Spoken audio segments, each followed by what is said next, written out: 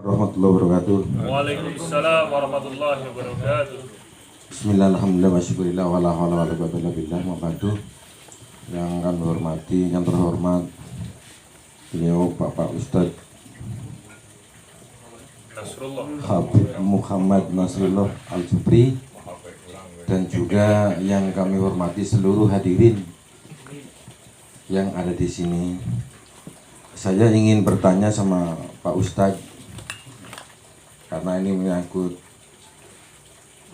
orang tua itu dituntut untuk menjadi punya anak yang soleh dan solihah. Tapi ternyata tadi sudah dipaparkan oleh Pak Ustadz itu sangat banyak sekali, dan kami rasa secara umum kita orang ini kayaknya berapa persen sih mengikuti yang sudah disampaikan oleh Pak Ustadz itu dipaparkan. Saya rasa masih jauh sekali. Mungkin ada yang ingin sekali juga, kadang-kadang masih sulit untuk mengimplementasikan kepada anak-anak kita, karena bisa terjadi ada kendala yang sangat luar biasa. Mungkin orang tua seperti bapak itu mampu dan mau, mungkin di satu sisi dari ibu mungkin juga menjadi satu kendala yang begitu besar, maka sulit untuk membentuk anak yang solih dan solihah. Untuk itu kami tadi setelah kita paparkan, saya sangat melangsa sekali bahwa saya ini masih sangat sekali kurang, dan penghalangnya itu sungguh sangat luar biasa. Jadi perang di dalam pendidikan pun terhadap anak itu harus menaklukkan yang satu, itu antara lain. Nah ini bagi orang tua mendidik juga belum segitu sistem dan caranya belum bisa mengikuti menjadi menjadi anak yang solih dan solihah. Sudah banyak sekali bagi orang tua tuntutannya gitu. Maka saya mohon sekali kepada Pak Ustadz, nanti kalau orang tua yang tidak bisa mendidik dengan cara semacam itu, nanti bagaimana kesalahannya? Lagi-lagi ditimpa lagi kepada orang tua mendidik anak, menyekolahkan anak, tamat SMP, SMA, sudah dituntut harus memberikan imbalan terhadap orang tua. Contohnya tamatan SMK diubrak di Jakarta, kon golek duit, kon bantu wong tua sekian dan sekian. Ini bagi saya sangat terlangsa sekali. Saya langsung saja jujur, saya sangat menangis sekali itu loh. Saya memberikan pendidikan kepada istri, keluarga. Jangan sampai wong wedon keluarga saya sendiri pun minta kepada anak, takut nanti Islamnya batal. Itu saya jujur. Karena tanggung jawab wong tua gue minterakan anak, menyelamatkan anak, bukan jaluk. Adapun menjadi anak yang solih dan solihah, mungkin dia lebih tahu walaupun tidak diminta. Itu sangat keras sekali bagi saya. Tapi lagi-lagi beda antara karakter satu dengan yang lain lah. Itu jujur saja. Itu antara ini begitu. Saya sudah, maaf ya, ini sekedar cerita saja. Saya pengantin anyar, sikil saya sudah menjadi wayang. Jangan sampai sebelum subuh itu sudah belum bangun.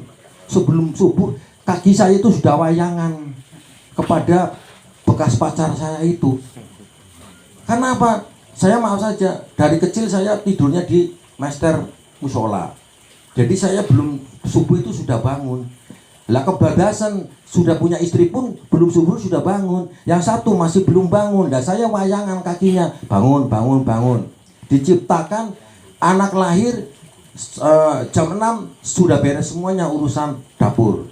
Lah tinggal ngurusin anak. Tapi ternyata sampai sekarang belum bisa terwujud. Nah ini saya takut dosa. Lah makanya itu orang tua belum bisa mendidik, sudah lagi-lagi nanti tamat SMA gayanya minta kepada anak imbalan Jakarta, Bali, gawa duit, jeruk dikirim dan sebagainya. Mungkin itu saja Pak Ustadz. Saya sangat takut sekali. Maaf saja, saya setiap saat saya minta penjelasan dari Ustadz, saya merasa takut salah, ya paham ya? Bukan apa-apa lah, maaf ya. Saya takut salah, intinya gitu aja. Ini saya jelas sekali karena saya termasuk orang tua, saya sudah punya cucu 4. Nah ini nanti bisa memberikan pelajaran kepada anak saya. Itu. Terima kasih Pak Ustadz, saya sangat terlangsa sekali apa yang dipersilakan oleh Pak Ustadz. Terima kasih. Assalamualaikum warahmatullahi wabarakatuh. Waalaikumsalam warahmatullahi wabarakatuh.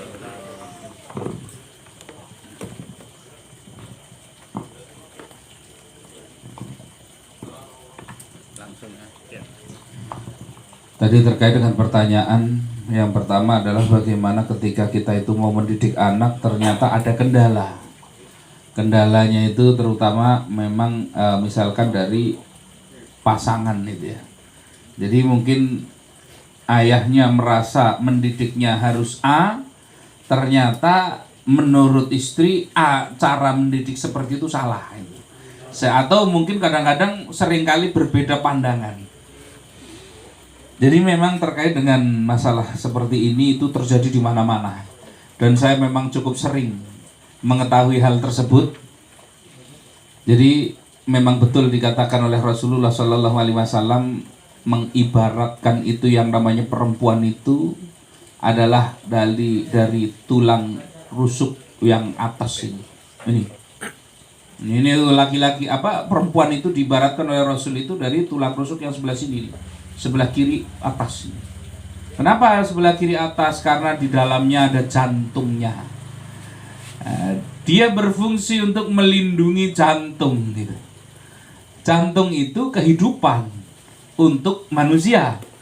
Maka sebenarnya fungsi istri yang pertama itu adalah membuat tadi melindungi jantung gitu. Melindungi kehidupan. Supaya seorang laki-laki tidak terjerumus di dalam berbagai macam kemaksiatan. Ini. Tapi yang namanya tulang rusuk, dia itu bentuknya bengkok. Kata Rasul, kalau kamu keras, maka dia patah. Tapi kalau kamu lemah, maka dia bengkok. Artinya apa? Artinya seorang laki-laki yang tidak punya ketegasan, maka dia itu tidak akan mampu mendidik istrinya dengan baik. Nggak bisa. Ada waktunya tegas, tapi tegas dengan keras beda. Tegas dengan keras beda. Tegas itu nggak harus marah-marah. Tegas itu nggak harus marah-marah. Ini. Nah, jadi tegas itu bukan berarti marah. Keras itu nggak boleh, karena kalau keras yang namanya tulang bengkok kita luruskan dengan keras, patah dia. Nah, disinilah perlu namanya seni komunikasi. Seni komunikasi ini memang banyak sekali orang itu yang nggak paham. Mungkin 90% orang itu nggak bisa seni komunikasi. Bagaimana berkomunikasi yang baik dengan istri, dengan perempuan. Ini banyak sekali. Makanya saya sering menyampaikan ke orang itu ya, ketika dia berkomunikasi, ketika dia ada masalah dan lain sebagainya di dalam keluarganya, kalau ke tempat kami itu mesti tak suruh bawa istrinya ke sini. Wah, istri saya susah, nggak mau, ya sudah, kalau nggak istrimu nggak mau. Kalau kamu saja nggak membawa ke sini aja nggak bisa, ya sudah nggak usah, itu saya gitu. Terus terang saja, kalau mau konsultasi ke rumah itu kalau nggak sama istrinya nggak boleh. Gitu. Apalagi bawa istri orang, nggak boleh. Harus bawa istrinya sendiri. Gitu. Kalau nggak bisa, ya sudah, saya juga nggak bisa, saya gitu. Kenapa? Karena saya perlu menyampaikan seringkali. Suaminya bagus-bagus ngaji, suaminya udah dapat nasihat bagus, sudah ditunjukkan dalil ayat dan hadis, sampai rumah uang istrinya nggak pernah ngaji, nggak ngerti apa-apa. Begitu mau dipraktekkan, sudah semangat luar biasa, sampai rumah hilang semua. Rasa neko-neko pak. Itu habis semua itu. Itu nasihat Ustadz Kiai mau hebatnya kayak apa, hilang semua itu. Maka bawa, saya gitu, maka bawa istrinya ke sini. Saya begitu. Insya Allah kalau teman-teman saya semua tahu. Nah, itu. Kalau mau konsultasi ke rumah, mau ngobrol, mau diskusi tentang masalah apapun, bawa istrinya. Saya gitu. Kalau nggak sama istrinya, nggak bisa. Gitu. Kalau nggak sama istrinya, nggak bisa. Gitu. Mau dari manapun, gitu. Mau dari luar Jawa, dari mana, bawa istrinya saya. Gitu. Dari Makassar, dari mana, bawa istrinya. Kalau nggak bisa. Belum ada istri, cari dulu ya. Kan bisa itu. Kalau mau punya utang, saya utang dulu ya. Kan gitu. Kenapa perlu bersama istri? Karena itu tadi, istri itu kewajiban seorang laki-laki 5. Kewajiban seorang laki-laki menyediakan sandangnya, menyediakan makannya, menyediakan papannya, dia memberikan pendidikan. Nah, yang kelima perhatian, pendidikan. Itulah kenapa ar-rijalu qawwamuna 'alan nisa, dia menjadi pemimpin bagi perempuan gitu. Nah, kadang-kadang laki-laki kebalik gitu. Oh, saya bukan takut gitu. Ya, saking cintanya lah sebenarnya takut, bilang aja gitu. Mas Wahid tertawa padahal Ya kita tahu semua lah. gini. Jadi kalau memang kita mau ngomong sama istri, kita berusaha didik istri itu salah, caranya salah, itu mesti nggak bakal masuk. Karena tadi cara lembut dia nggak bisa lurus, cara kasar dia patah. Maka perlu belajar cara komunikasi yang benar. Cara belajar komunikasi yang benar. Saya agak bingung ini mau menjelaskan. Karena ini 2 jam ya. Wah ini 2 jam, betul. Serius ini. Ini 2 jam ini kalau saya jelaskan. Karena apa? Karena memang memahami perempuan itu dibilang gampang yo gampang, sulit ya sulit gitu. Karena kebanyakan nyatanya yo nggak mudeng gitu. Sehingga akhirnya terjadilah komunikasi yang laki-laki bilang pokoknya begini, yang perempuan nggak bisa pokoknya begini, lah nggak masuk. Dua-duanya udah pokoknya kok. Banyak nggak ini? Banyak, di mana-mana. Maka ada cara komunikasi yang baik. Ada cara komunikasi yang baik. Beberapa kalau sudah berbicara tentang strategi komunikasi dengan istri itu ya saya jelaskan itu. Pas penjelasan detailnya itu enggak sama istrinya. Kamu mau disestrategi masa istrinya tahu kan? Serius tapi beneran. Ada masanya berdua itu nanti. Karena memang ini kalau makanya kalau kita memang tidak mampu mendidik gitu ya, kita tidak mampu mendidik dengan nasihat-nasihat kita itu nggak keterima, bawa ngaji. Kalau nggak bisa bawa ngaji, minimal tadi kita itu banyak konsultasi ataupun walaupun sekedar mungkin ketemu kiai, sowan kiai, ulama dan lain sebagainya. Nggak perlu menyampaikan masalah pun nggak apa-apa, Pak Kiai, mohon doakan keluarga kita itu semoga jadi keluarga yang sakinah mawaddah warahmah. Gitu, itu pun nggak apa-apa itu. Karena kita sebagai umat Islam itu separuhnya keberhasilan itu dari doa. Kadang-kadang doa kita itu karena saking banyaknya maksiat gak keterima itu. Bisa jadi begitu. Nah, maka cara komunikasi antara suami istri ini sangat penting sekali. Kalau salah caranya maka tidak akan pernah berhasil. Apalagi yang sudah lama. Kalau yang sudah lama nikah, maka setiap pasangan itu punya yang namanya mental block. Apa itu mental block? Jadi sedikit membahas sedikit ini. Mental block itu adalah kondisi di mana di dalam pikiran dia sudah memprotek, melindungi diri sendiri. Belum ngomong, dia sudah mempersiapkan tidak setuju. Itu belum ngomong loh itu. Betul nggak kira? Gimana mau nyambung? Suami mau ngomong sama istri, di pikirannya mesti istri saya mau ngeyel. Lah si istri sudah bener nih, memang saya mau ngeyel. Ketemunya gimana coba?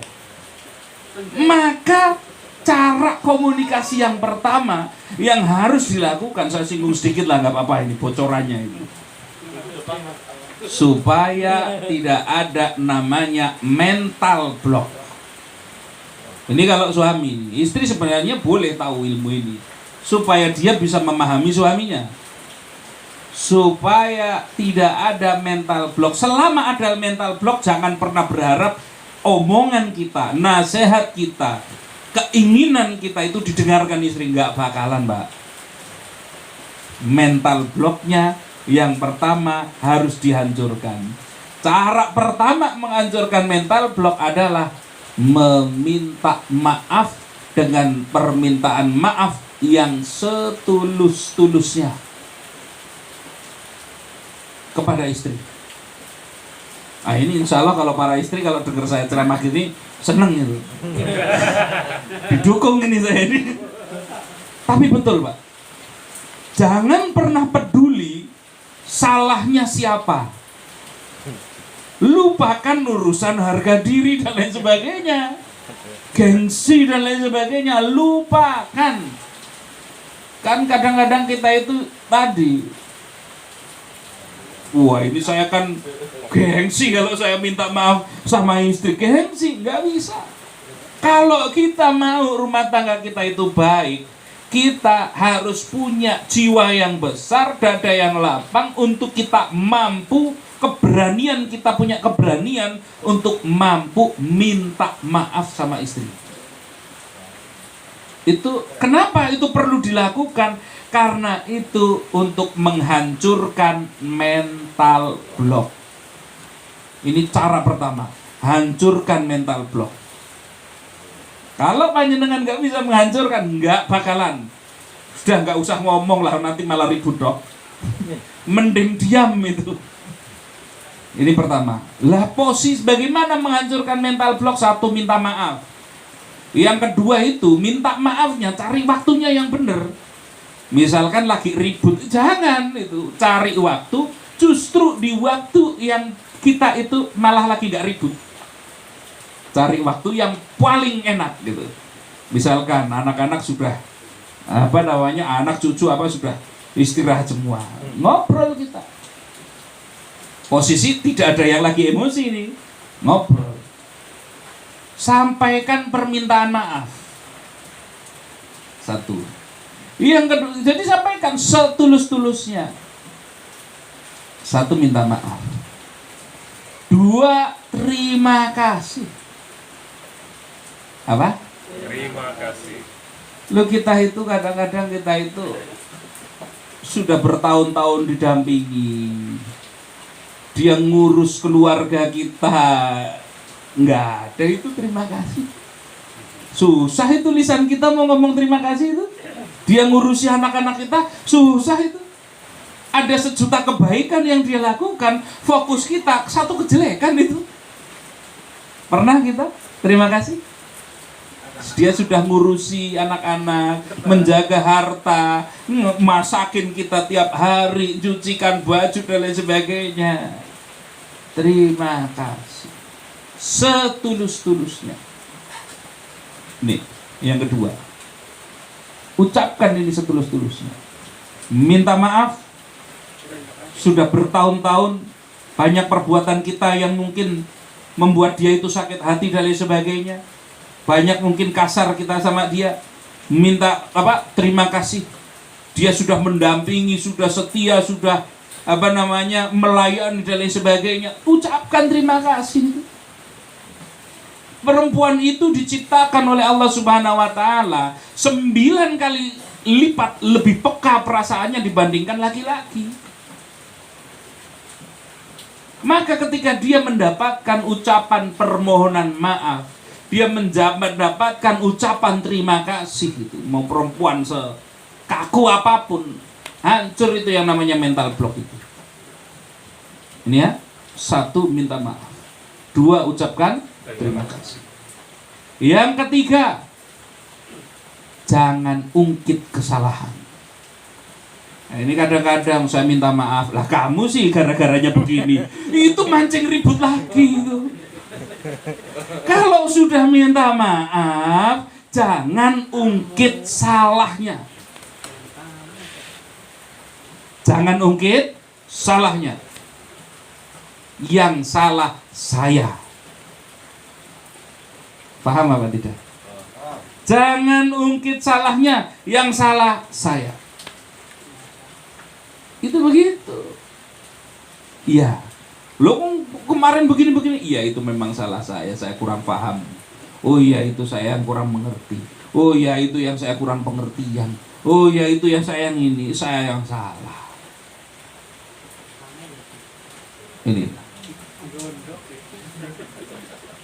Ini ya, jangan ungkit salahnya.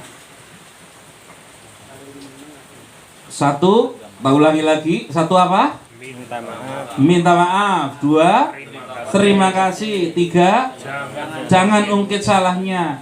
Yang keempat, janji memperbaiki. Yang keempat apa? Janji memperbaiki. Bilang sama istri, saya banyak salah karena saya itu kurang mendengar kamu, kurang memahami, kurang ngobrol, kita mungkin kurang waktunya. Jadi kita akhirnya saya itu mudah marah kemarin, mudah begini. Mulai sekarang saya janji untuk lebih banyak dengerin. Mulai sekarang saya janji untuk lebih banyak diskusi. Mulai sekarang kalau ada apa-apa saya mau ngobrol sedulu. Mulai besok begini-begini. Janji untuk lebih perhatian, untuk lebih memperhatikan, untuk lebih mendengarkan. Janji. Kalau sudah begitu, tutup dulu, jangan dilanjutkan. Tutup dulu. Jadi kalau sudah bongkar mental blocknya, jangan keburu-buru cepet-cepet ngasih nasihat, jangan. Itu nanti kerasa. Sudah nikmati dulu hubungannya yang membaik, nikmati dulu hubungan komunikasinya yang jadi baik itu, nikmati dulu. Baru besok sehari 2 hari mulai ngobrol. Gimana kalau seandainya kita begini begitu? Menurut kamu gimana kalau kayak gini? Ajak bicara. Nah, kalau menurut saya sih bagusnya begini. Karena kalau begini jadinya begini. Itu akan mudah. Yang dulu kita sampaikan nggak diterima, besok kita sampaikan diterima. Kenapa? Mental blocknya sudah terbongkar, Pak. Itu loh. Mental blocknya sudah terbongkar. Itu anak lagi ngerantau di Jakarta, lagi mulai usaha. Kalau menurut saya sih biar dia itu mandiri dulu. Masuk. Kalau masih ada mental block, ya nggak bisa. Namanya anak itu harus berbakti sama orang tuanya. Begitu nanti jawabnya. Karena apa? Karena ada mental block. Apa yang panjenengan punya nasihat-nasihat itu tidak ada yang masuk. Paham napa mboten? Tahu sebabnya kenapa selama ini mental terus sekarang? Ada apa? Mental block. Ada yang melindungi, dia tidak, belum ngomong sudah gak setuju kok sama panjenengan. Itu kelihatan jalan dari jauh, itu di pikirannya, ini nanti mau sudah gak setuju itu. Yakin begitu kok. Itu loh. Ini, maka itu tadi. Berapa langkah tadi? 4 langkah ini lakukan. Kalau sudah 4 langkah lakukan, nikmati dulu perubahan hubungannya. Karena nanti hubungannya jadi baik banget. Karena hubungannya jadi luar biasa bagusnya nanti. Nikmati itu nanti yang namanya keluarga itu. Nah, nikmati aja dulu. Baru sedikit-sedikit sampaikan. Itu. Strateginya begitu, disingkat begitu. Ini ya, karena kalau detail ya 2 jam. Ke rumah itu berarti. Nah, kalau ke rumah jangan lupa ada ayat dari Allah itu. Enggak bercanda. Itu begitu. Jelas nggih? Udah, monggo yang lain.